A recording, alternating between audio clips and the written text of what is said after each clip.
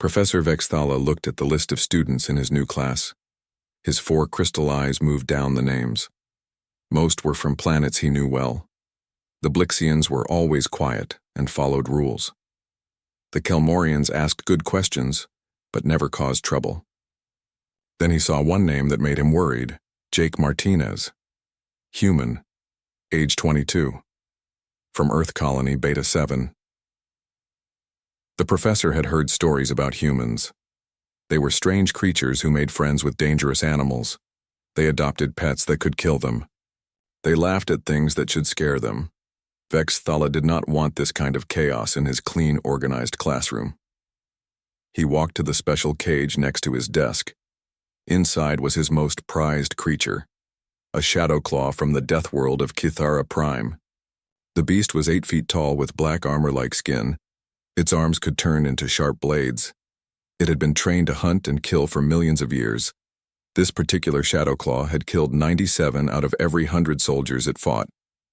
Vexthala called it Specimen 7 Alpha. He had spent years training it to obey only him. The creature was perfect for keeping students in line. One look at those deadly claws and razor teeth, and even the bravest student would sit quietly and pay attention. The classroom door opened. Students began filing in. First came Blort, a small blue Blixian who immediately found a seat in the back corner. Then the 2 Kelmorians, their long trunks swaying nervously as they smelled the predator in the room. A few other alien students followed, all keeping close to the walls. Finally, Jake Martinez walked in. He was average height for a human, with brown hair and dark eyes. He wore simple clothes and carried a worn backpack. Nothing about him looked special or dangerous. But Vexthala knew better than to trust appearances when it came to humans. Jake looked around the room and chose a seat in the 3rd row, right in the middle. He seemed relaxed and curious, not afraid like the others. "Welcome to Advanced Xenobiology," Professor Vexthala announced, his voice clicking through his translator. "This semester we will study the most dangerous predators in the galaxy. To help you understand the reality of what we discuss, I have brought a living example." He pressed a button on his desk. The cage door slid open with a soft hiss. The shadow claw emerged slowly. Its black carapace gleamed under the classroom lights. Each step made a soft clicking sound on the floor. The creature stood to its full height, arms shifting into blade mode. Its 6 red eyes scanned the room, identifying every student as potential prey. The reaction was immediate. Blort squeaked and pressed himself further into his corner. The Kelmorians made worried trumpet sounds. Several other students backed toward the door, ready to run if needed. The air filled with the smell of fear from a dozen different species. But Jake Martinez did something unexpected. He leaned forward in his seat. His eyes went wide, but not with terror, with wonder. "Oh, wow," he whispered, just loud enough for others to hear. "She's beautiful." Professor Vexthala's mandibles clicked in surprise. In all his years of using the shadow claw to control his classes, no student had ever called the deadly predator beautiful. The shadow claw seemed surprised too. Its red eyes focused on Jake. The blade arms shifted back to normal position. Its head tilted slightly, like it was trying to understand this strange reaction. "The shadow claw," Professor Vexthala continued, trying to regain control of his demonstration, "is the apex predator of Kithara Prime. Notice the retractable blade appendages, the reinforced carapace, the multiple visual sensors. Every aspect of its anatomy is designed for efficient killing." As he spoke, he gestured toward the creature. It moved through the motions he had trained it to perform, extending claws, showing teeth, demonstrating attack postures. The other students cowered appropriately. But Jake watched everything with fascination instead of fear. He seemed to be studying the creature's movements, noticing details that others missed. "Does she have a name?" Jake asked suddenly. The question caught Professor Vexthala off guard. "It is Specimen 7 Alpha. A research subject requires no name. She looks like she should have a name," Jake said quietly. He was still watching the shadow claw with those curious eyes. The creature had stopped its demonstration. Instead of showing aggressive poses to the class, it was looking back at Jake. Something passed between them in that moment, a recognition that Professor Vexithala did not understand but definitely did not like. "The specimen is not a pet," the professor said firmly. "It is a precisely conditioned killing machine. Approach or interaction is strictly forbidden for safety reasons." Jake nodded, but his eyes never left the Shadow Claw, and the Shadow Claw kept looking back at him. For the rest of the class, Professor Vexithala tried to focus on his lesson plan. He explained Shadow Claw hunting patterns, their role in Kitharan ecosystems, their use in military applications. But he found himself distracted by the strange dynamic developing between his specimen and the human student. Every time he looked up from his notes, Jake was watching the creature, and the creature was watching Jake back. It was not the wary observation of predator and prey. It was something else entirely. When class ended, the other students hurried out quickly. They wanted to get as far from the dangerous predator as possible, but Jake packed his things slowly, taking his time. He kept glancing toward the Shadow Claw, who remained outside its cage. "Mr. Martinez," Professor Vexithala said sharply, "please exit promptly. The specimen must be secured." Jake stood up and shouldered his backpack, but as he walked toward the door, he paused near the Shadow Claw. The creature lowered its massive head slightly, almost like a nod. "See you next class," Jake said softly. The Shadow Claw made a sound that Professor Vexithala had never heard before. A low, almost musical rumble that seemed almost like a response. After Jake left, Professor Vexithala stared at his specimen for a long moment. The creature had returned to its normal passive state, but something had changed. He could sense it in the way the Shadow Claw held itself, in the direction of its gaze. As he guided the creature back into its cage, Professor Vexithala made a mental note to watch the human student very carefully. His intimidation method was supposed to keep students afraid and focused, but Jake Martinez did not seem intimidated at all. Instead, he seemed interested, and that could be very dangerous indeed. The professor sealed the cage and gathered his materials. Tomorrow he would reinforce the rules about keeping distance from the specimen. He would make it very clear that interaction was not allowed.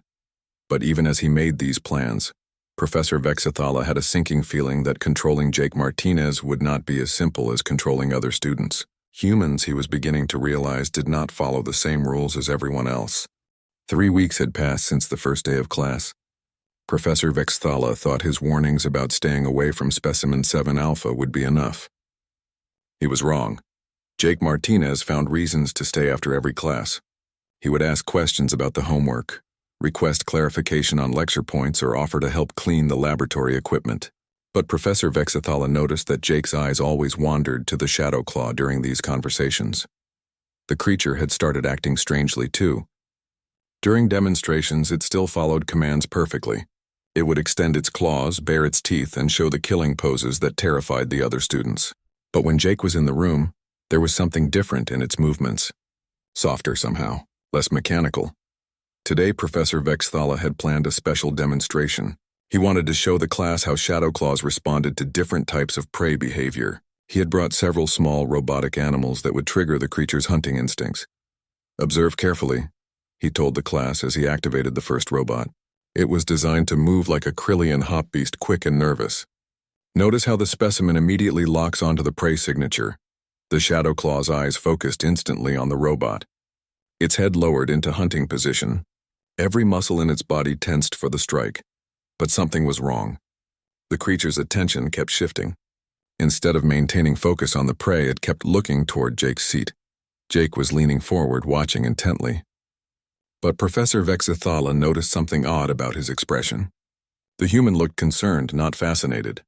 "Professor," Jake said suddenly, interrupting the demonstration, "I think she might be hurt." The class fell completely silent. Even the Kelmorians stopped their nervous trunk swaying. Professor Vexithala's 4 eyes flashed with anger. "Specimen 7 Alpha is in perfect condition. It has been medically scanned and approved for demonstration use." "But look at how she's standing," Jake continued, ignoring the professor's irritation. "She's favoring her right side, and that back left leg has a slight tremor. I think she might be in pain." The other students stared at Jake like he had lost his mind. Blort actually squeaked in terror at the thought of anyone paying such close attention to the deadly predator. Professor Vexithala clicked his mandibles dismissively.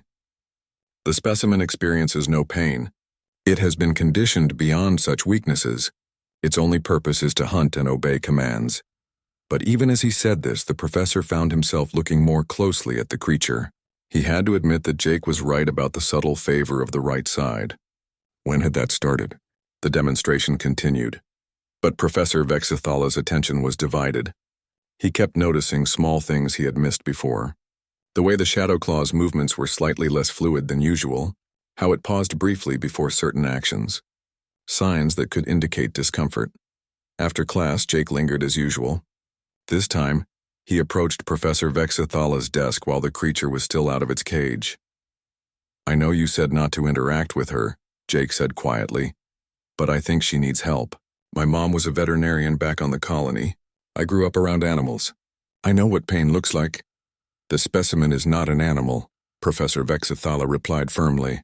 "It is a precisely engineered research tool."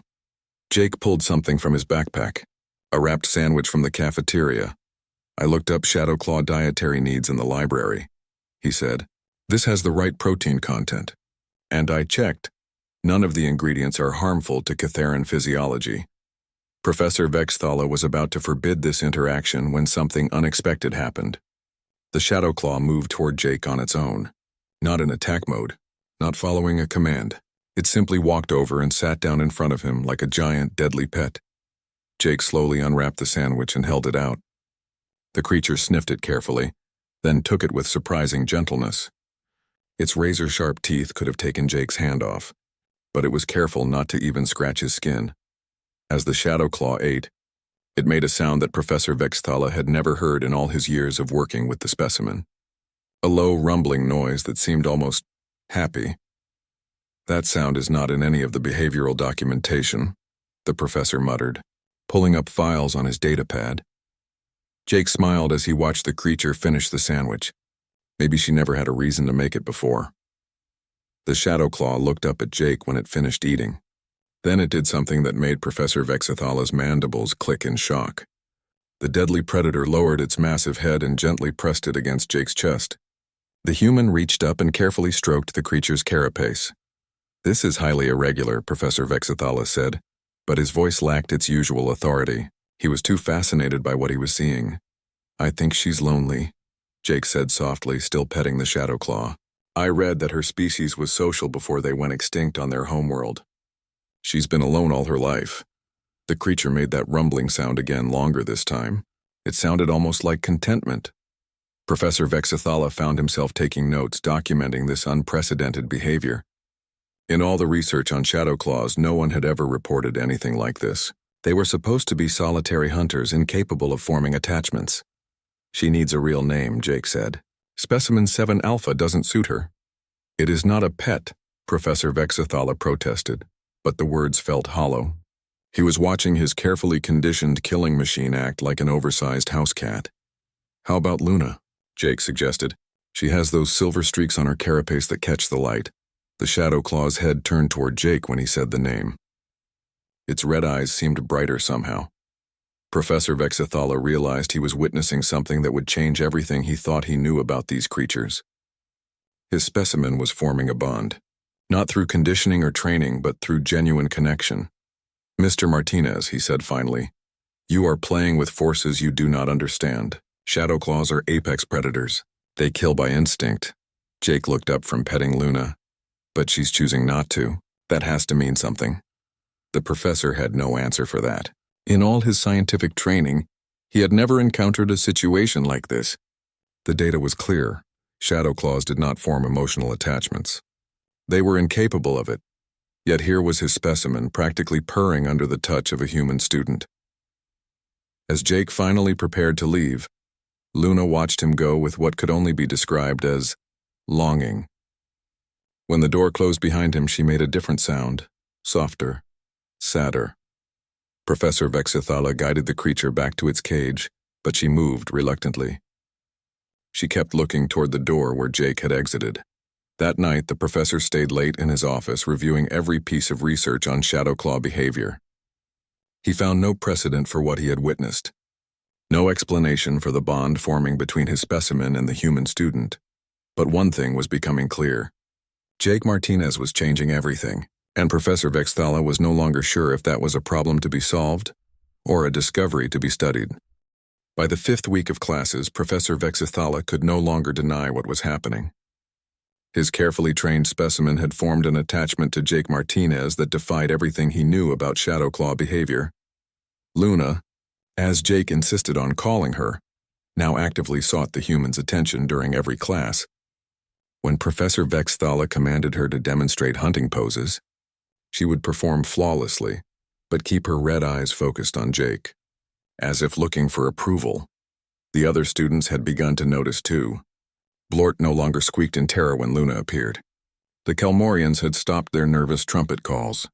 They were all becoming used to the sight of the deadly predator acting gentle around the human. Today was different, though. Professor Vexthala had planned a field exercise in the Institute's biodome. The massive environmental chamber could simulate different planetary conditions for hands-on learning. He intended to demonstrate Luna's hunting abilities in a more natural setting. The biodome was currently set to replicate a Catharan forest.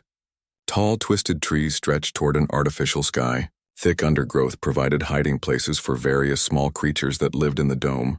The air was warm and humid, just like Luna's original homeworld. Today you will observe natural hunting behavior, Professor Vexthala announced to the class. Specimen 7 Alpha will demonstrate tracking and stalking techniques used by apex predators. The students spread out on an observation platform that overlooked the forest floor. Jake took his usual position at the front, watching Luna with obvious concern as she was released into the simulated wilderness. Everything seemed normal at first. Luna moved through the artificial forest with the deadly grace of her species. Her carapace blended perfectly with the shadows. She tested the air for scents, listened for sounds of potential prey. But instead of beginning a hunt, she kept looking back toward the observation platform. Specifically, she kept looking at Jake. Professor Vexthala was about to issue a stronger command when the biodome's systems malfunctioned. Warning lights flashed red. An automated voice announced, "Environmental control failure. Evacuate immediately." What happened next was chaos. The artificial weather system went haywire, creating a violent electrical storm inside the dome. Lightning crackled between the metal trees. Rain began pouring down so hard that visibility dropped to almost zero. Emergency protocols activated, sealing exits to prevent the storm from escaping into the rest of the institute. But the students were trapped inside until the system could be safely reset. "Everyone stay together," Professor Vexthala shouted over the noise of thunder and artificial wind. "Follow the emergency lighting to the safe zone." The group began moving through the storm, but the conditions made it nearly impossible to stay together. The rain turned the forest floor into a muddy mess. Lightning strikes created temporary blindness and deafening noise. In the confusion, Jake became separated from the main group. One moment he was following the others. The next he was alone in a part of the dome that was flooding rapidly. A burst irrigation line was pumping thousands of gallons of water into a low-lying area. The water was rising fast. Jake tried to find higher ground, but the storm had made the artificial terrain treacherous. Slippery rocks and fallen branches blocked his path. He could hear the others calling his name, but their voices seemed to come from every direction in the echo-filled dome. Then he heard a different sound. The familiar clicking of Luna's claws on stone. She appeared through the rain like a shadow made real. 8 feet of deadly predator, moving with purpose through conditions that would challenge any creature. But she was not hunting. She was searching. When Luna spotted Jake struggling in the rising water, she made that rumbling sound that had become so familiar, but this time it carried a note of urgency. The logical response for any Shadowclaw would have been to seek high ground and save itself. These creatures were solitary by nature, concerned only with their own survival. Everything Professor Vexthala knew about their species said that Luna should abandon the slower human and find safety. Instead, she waded directly into the dangerous floodwater. Luna positioned herself next to a partially submerged rock formation, creating a living bridge between Jake and safety. She lowered her body so he could climb onto her back, then carefully carried him through the treacherous water to higher ground. The journey was slow and difficult. Lightning continued to crack overhead. The rain made every surface slippery, but Luna moved with patient determination, adjusting her balance to keep Jake secure on her back. She found a sheltered overhang where they could wait out the storm. Jake slid down from her back, grateful to be on solid ground again.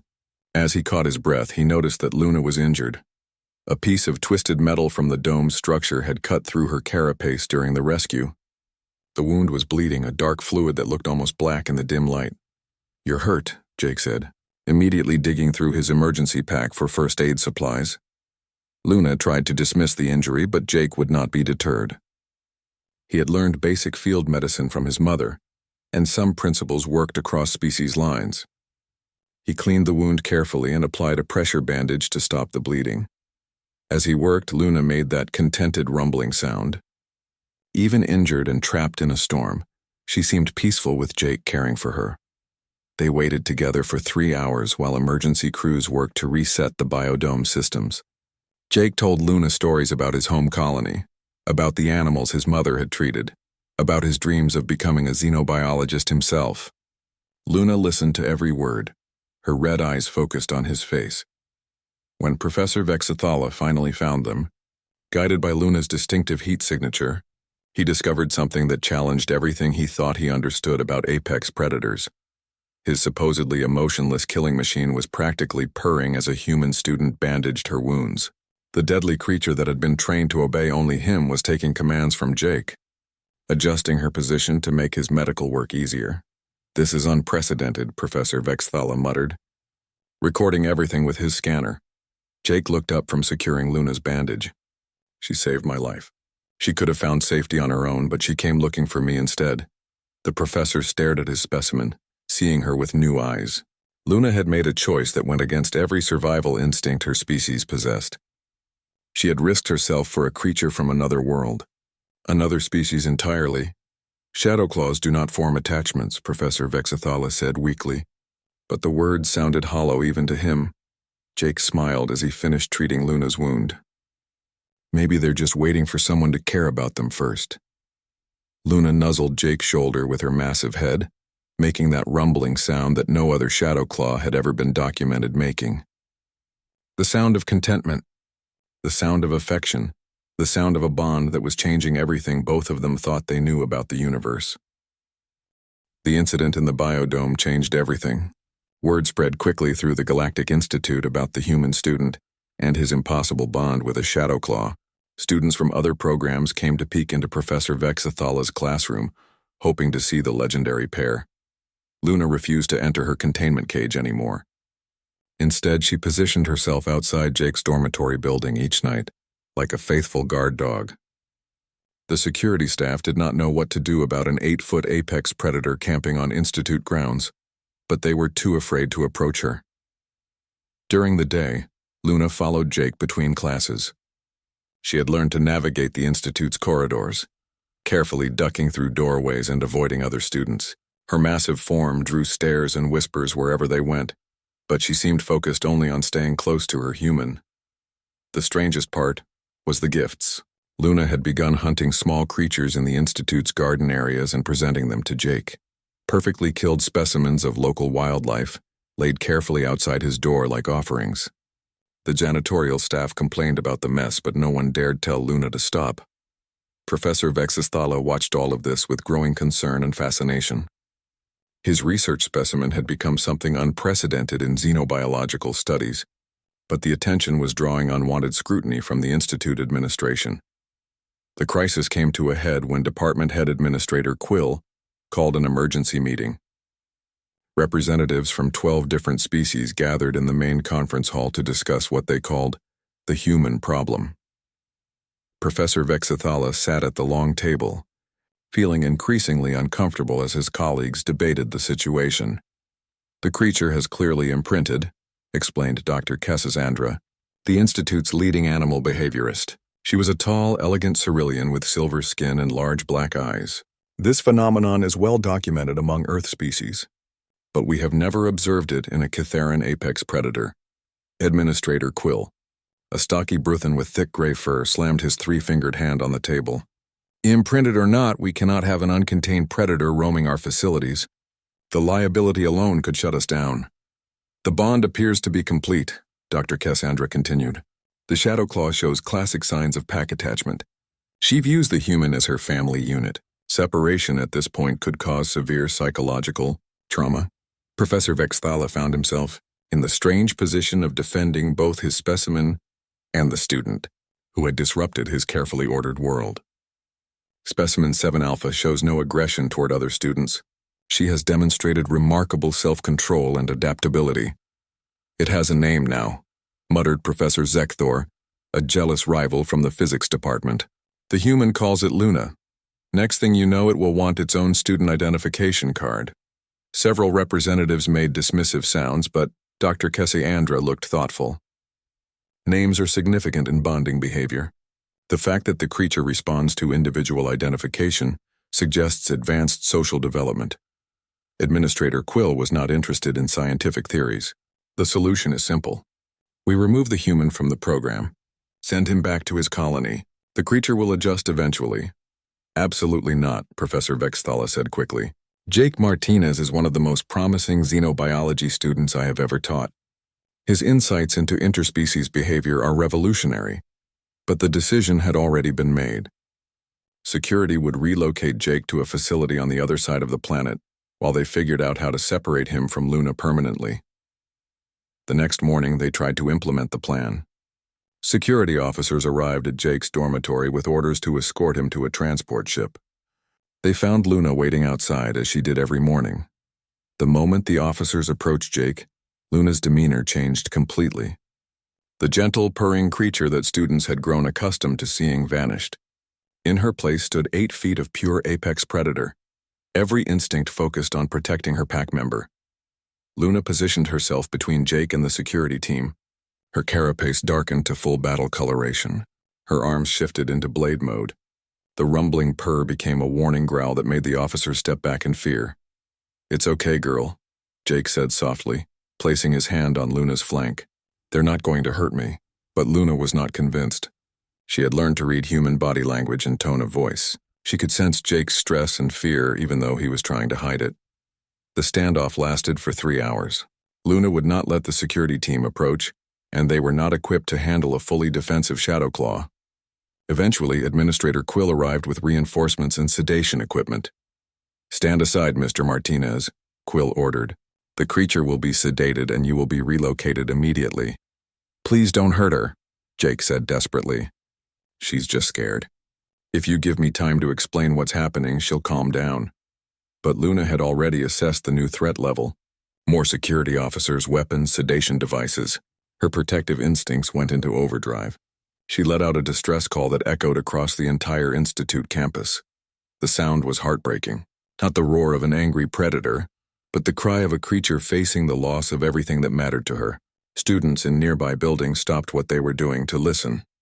Even species that had never heard a Shadow Claw before understood that this was the sound of grief.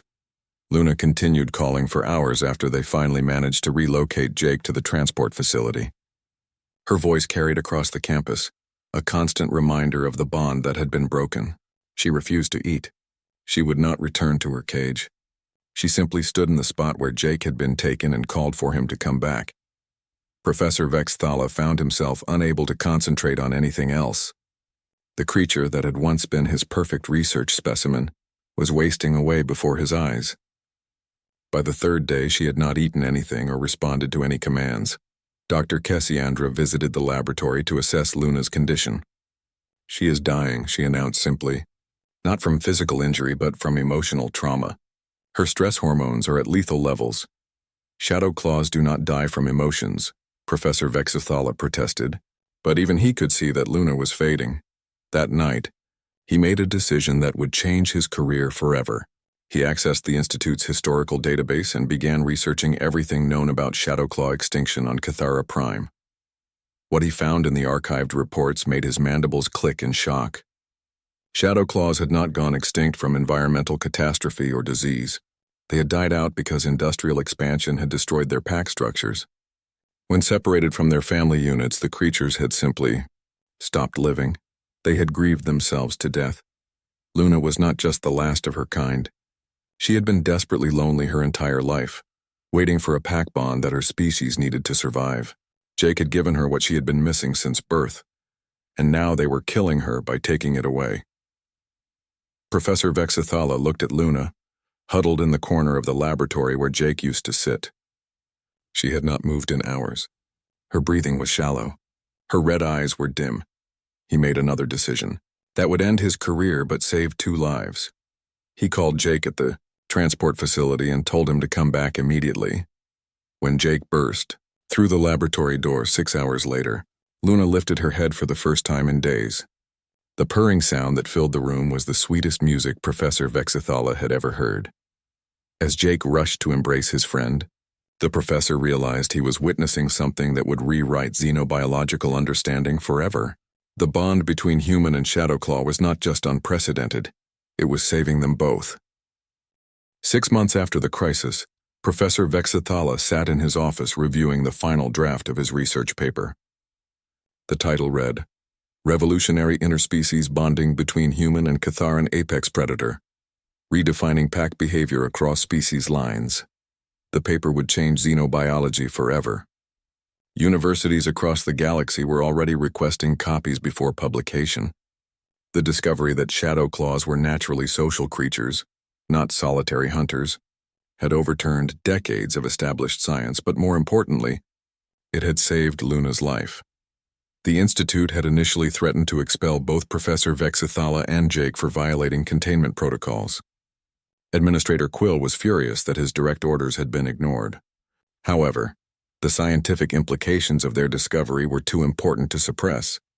Instead of punishment, they received funding. The Galactic Science Council wanted to study the bond between Jake and Luna in detail. What they learned could help with conservation, efforts for other endangered species, and improve relationships between different galactic civilizations.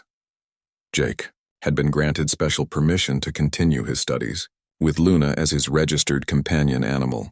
This required creating an entirely new legal category, since no one had ever needed to classify an 8-foot apex predator as a pet before. The paperwork alone had taken 3 months to complete. Professor Vexithala watched through his office window as Jake and Luna crossed the campus courtyard. The sight still amazed him every day. Luna had learned to navigate student life with remarkable grace. Her massive form somehow managed to fit into classroom seats that were clearly not designed for Shadowclaws. Other students had gradually grown comfortable around her. Jake's roommate, a quiet Zelhari named Kiptel, now casually scratched behind Luna's auditory receptors while studying. Several students from other species had begun bringing her treats. Though none achieved the immediate acceptance that Jake had, the gifts had evolved too. Instead of leaving dead animals outside Jake's door, Luna had learned to bring him flowers from the campus gardens. She seemed to understand that Jake preferred living beauty to hunting trophies. Today was special, though. It was the end of the semester, and Jake would be giving his final presentation to the entire xenobiology department. Professor Vexithala made his way to the main lecture hall, where a crowd had already gathered. Word had spread beyond the Institute about the human and his Shadowclaw companion. Scientists from other universities, government officials, and even media representatives had come to witness this unprecedented partnership. Jake stood at the front of the hall with Luna at his side. The massive predator sat calmly despite the crowd, her red eyes alert but peaceful. She had learned to read the difference between genuine threats and curious observers. When I first came to this institute, Jake began, his voice carrying clearly through the hall. Professor Vexithala brought Luna into our classroom to teach us about apex predators. She was supposed to be an example of perfect killing efficiency, a creature designed only for hunting and death. Luna's head turned slightly toward Jake as he spoke, recognizing her name and responding to his tone. But what we discovered together changed everything we thought we knew about her species. Shadowclaws are not naturally solitary hunters. They are pack animals who form deep emotional bonds. They need family connections to survive, just like many other species throughout the galaxy. Jake reached out to rest his hand on Luna's carapace. She made that familiar rumbling sound of contentment that had become as much a part of Professor Vexithala's lectures as his clicking mandibles. The reason Shadowclaws went extinct on their home world was not environmental disaster or disease. It was loneliness. When industrial expansion broke up their pack structures, they literally died of grief. Luna has been carrying that grief her entire life, waiting for a connection that her species needs as much as food or air. The audience listened in fascination as Jake explained their research findings. He described Luna's behavioral changes, her emotional development, her remarkable ability to adapt to life in a multi-species environment. Humans have a saying, "A dog is man's best friend." But I think friendship does not know species boundaries. It only requires mutual respect, genuine care, and the willingness to see beyond what something appears to be. Professor Vexathala found himself nodding along with Jake's presentation.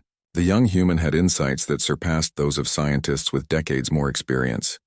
Luna taught me that intelligence comes in many forms. She understands complex social situations, shows empathy for other creatures, and makes decisions based on emotional connections rather than just survival instincts. She is not a tamed killer or a research specimen. She is a friend, a partner, and a member of my family.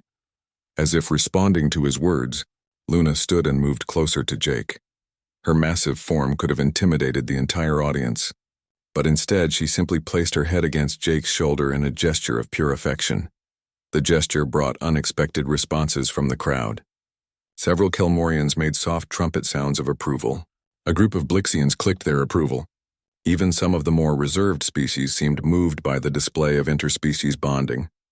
Jake concluded his presentation by discussing the broader implications of their discovery. The bond between different species could help with diplomatic relations, conservation efforts, and scientific cooperation across the galaxy. Luna showed me that the universe is full of connections waiting to be made. We just have to be brave enough to reach out and make them. The applause that followed was enthusiastic and genuine. Even Administrator Quill, who had originally opposed the entire situation, seemed impressed by the scientific value of their work. After the presentation, Professor Vexathala approached Jake and Luna. The Shadowclaw greeted him with a friendly rumble, no longer the mechanical killing machine he had once known. "Excellent work, Mr. Martinez," the professor said. "Your insights have revolutionized our understanding of Cathuran biology." Jake smiled as he petted Luna's flank. "I think Luna did most of the teaching. I just paid attention." Professor Vexathala looked at his former specimen, now a beloved companion and research partner. Luna had retained all of her natural abilities and instincts, but had learned to use them in service of protection and partnership, rather than hunting and killing. She was still 8 feet of apex predator. Her claws could still extend into deadly blades. Her reflexes were still faster than most creatures could track. But now those capabilities served a different purpose, keeping her chosen family safe and happy. "The galaxy is still trying to understand humans," Professor Vexathala mused, watching Jake and Luna interact with visiting scientists. "But Luna figured you out quickly. You are creatures who look for friendship everywhere, and you are willing to find it in the most unexpected places." Jake laughed as Luna nuzzled his hand, seeking more attention. "Maybe that's our real superpower. Not our technology or our adaptability, but our ability to see friends where others see enemies." As the crowd began to disperse, Professor Vexathala remained in the lecture hall, taking notes for his next research project. The bond between Jake and Luna had opened up entirely new areas of study. How many other species had been misunderstood? How many creatures labeled as dangerous or antisocial were simply lonely? The questions would keep him busy for years to come, and he would have the galaxy's most famous interspecies partnership to help guide his research. Outside the hall, Jake and Luna walked together across the campus that had become their home. Other students waved and called out greetings. Luna had become something of a celebrity, but she seemed most content when it was just her and Jake, sharing quiet moments between the excitement of academic life. Professor Vexathala made one final note in his research journal. "Perhaps the most remarkable discovery is not that the human tamed the apex predator, but that the apex predator chose to be tamed. Not through force or conditioning, but through the simple recognition of a kindred spirit seeking the same thing, a friend who would never leave them alone again."